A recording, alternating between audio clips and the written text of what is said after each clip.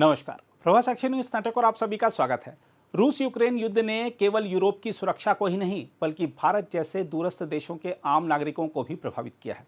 पंजाब और कश्मीर के कई परिवार इन दिनों पीड़ा से गुजर रहे हैं क्योंकि उनके बेटे जो शिक्षा या रोजगार के लिए रूस गए थे अब युद्ध के मैदान में धकेले जा रहे हैं।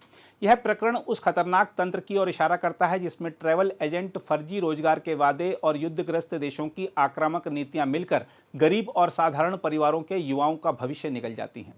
इन युवाओं में से अधिकांश किसान परिवारों या मजदूर तबके से आते हैं जिनके माता पिता जमीन बेचकर या कर्ज लेकर विदेश भेजते हैं, परंतु शिक्षा और नौकरी की तलाश उन्हें सीधे युद्ध की भट्टी में झोंक देती है। रूस में इस प्रकार की भर्ती वास्तव में जबरन श्रम और मानवाधिकार उल्लंघन की श्रेणी में आती है।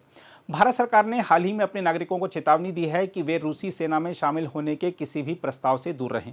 विदेश मंत्रालय ने मॉस्को से औपचारिक आपत्ति दर्ज कराई है, लेकिन जमीनी हकीकत यह है कि दर्जनों भारतीय पहले से युद्ध क्षेत्र में फंसे हुए हैं। इस घटनाक्रम का एक बड़ा पहलू यह भी है कि रूस जैसे शक्तिशाली देश अपने सैनिकों की कमी को पूरा करने के लिए विदेशी नागरिकों का इस्तेमाल कर रहे हैं। यह केवल भारत ही नहीं बल्कि एशिया और अफ्रीका के अन्य देशों के नागरिकों के साथ भी हो रहा है। अंतर्राष्ट्रीय समुदाय के लिए यह एक चेतावनी है कि युद्धों की कीमत अब केवल सैनिक ही नहीं बल्कि निर्दोष छात्र और मजदूर भी चुका रहे हैं। भारत के लिए चुनौती दोहरी है, एक तरफ अपने फंसे नागरिकों की सुरक्षित वापसी सुनिश्चित करना और दूसरी ओर लोगों को इस तरह के झांसे और धोखाधड़ी से बचाना। इसके लिए सरकार को रूस के साथ सख्त कूटनीतिक संवाद करना होगा, साथ ही देश के भीतर उन एजेंटों पर भी शिकंजा कसना होगा जो युवाओं को ऐसे जाल में फंसा रहे हैं। यह पूरा प्रकरण इस कटु सच्चाई को उजागर करता है कि वैश्विक भू राजनीतिक संघर्षों में सबसे अधिक पीड़ित वे लोग होते हैं जिनकी आवाज़ सबसे कमजोर है।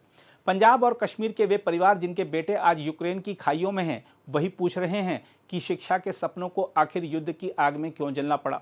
आइए देखते हैं कश्मीर के एक ऐसे ही परिवार की कहानी।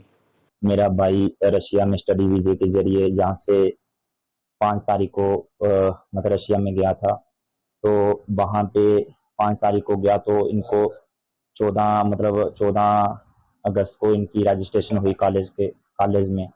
और जब ये बाहर आते हैं तो वहाँ पे एक लेडीज जो है इनके साथ कांटेक्ट होता है उनका, मॉस्को सिटी। हाँ, मॉस्को सिटी में इनका मतलब कॉलेज है, वहाँ पे इनका रजिस्ट्रेशन हुआ। जब ये कॉलेज के बाहर आते हैं तो वहाँ से इनका लेडीज से साथ कांटेक्ट होता है। तो लेडीज इनको बोलती है कि आपको गवर्नमेंट में काम दिलवाया जाएगा, तो वो लीगल काम है। इन्होंने भी सोचा कि घर से बाहर आए हैं तो पैसों की मतलब काम करना ही पड़ता है, तो ये भी उसके चक्कर में मतलब आके ये काम करने चले गए कि गवर्नमेंट का काम है।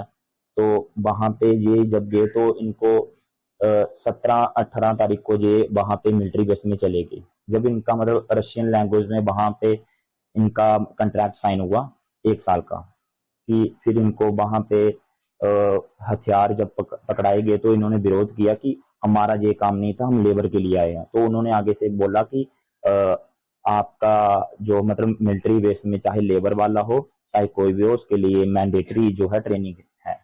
तो इनको 6-7 दिन की ट्रेनिंग दी गई। उसके बाद इनको घर बोला गया कि आप घर में कांटेक्ट वगैरह फोन बात कर लो, जो बात करनी है, तो आपको आगे फोन नहीं मिलेगा, आपको वार जोन में हम भेज रहे हैं। तो इन्होंने उसी दिन से वीडियो भी आप देख रहे हो काफी दिन से वायरल हो रही है, इन्होंने वीडियो वगैरह भेजी है। तो अभी भाई से 2-3 दिन से कांटेक्ट नहीं हो पाया है। तो हम अभी घर वाले सभी परेशान हैं। तो हम भारत सरकार से यही अपील करते हैं कि हमारा भाई हो चाहे सभी भारतीय जो अलग अलग राज्यों से वहां पे मतलब फंस चुके हैं अभी, तो जल्द से जल्द उन्हें वापिस सुरक्षित घर लाया जाए। अगर इसमें देर की तो अन्यथा कोई दुर्घटना हो सकती है वहां पे। तो आपके चैनल के माध्यम से हम सभी मीडिया कर्मी को भी यही बोलेंगे कि आप भी हमारा इस लड़ाई में साथ दो, ताकि हमारा भाई जो है वो जल्द से जल्द घर वापिस आ सके। तो बस है। और हम जो जम्मू के सीएम है चाहे एलजी है, हम उनको भी यही बोलेंगे कि हमें सुनने में आ रहा है कि कुछ दिनों तक प्रधानमंत्री का दौरा जो है वो जम्मू में कर रहे हैं। तो आप भी हमारी आवाज जो है वो उन्हें बताएं ताकि हमारी जो है वो मदद हो सके। तो बस यही अभी अपील है कि हमारे रशिया के साथ जो है वो रिलेशन काफी अच्छे हैं। तो मुझे लगता है कहीं ना कहीं अगर प्रधानमंत्री तक आवाज हमारी अगर पहुंचेगी तो जल्द से जल्द हमारे भाई और सभी भारतीय वो घर आ सकते हैं। तो अब बस इतना ही कहेंगे। और वो स्टडी वीजा पर 5 अगस्त को यहाँ से रशिया के लिए गए थे और रशिया में जाने के बाद उनको कुछ दिन के लिए वो अपने काम पर लग गए, एडमिशन वगैरह उन्होंने ले लिया और उसके बाद उनको एक रशियन लेडी ने उनको फोर्स किया कि आप लोग जो है जहाँ कुछ काम भी करो और पढ़ाई भी करो और काम के लिए आपको पोर्टर की ड्यूटी दी जाएगी। जब उधर गए तो उनको यूनिफॉर्म और हथियार भी दिए गए।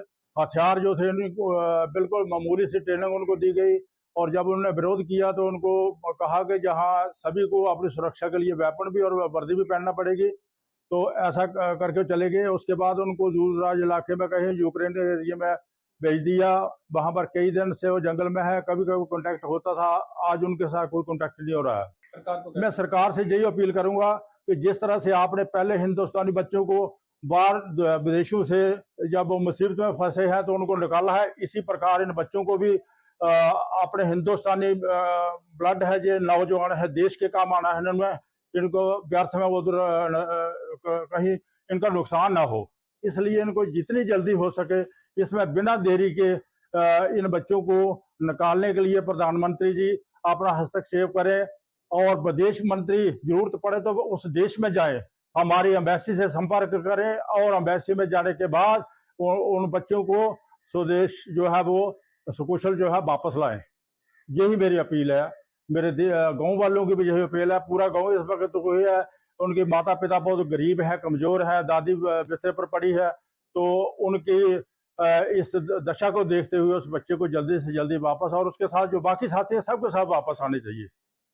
यही मेरा कहना है।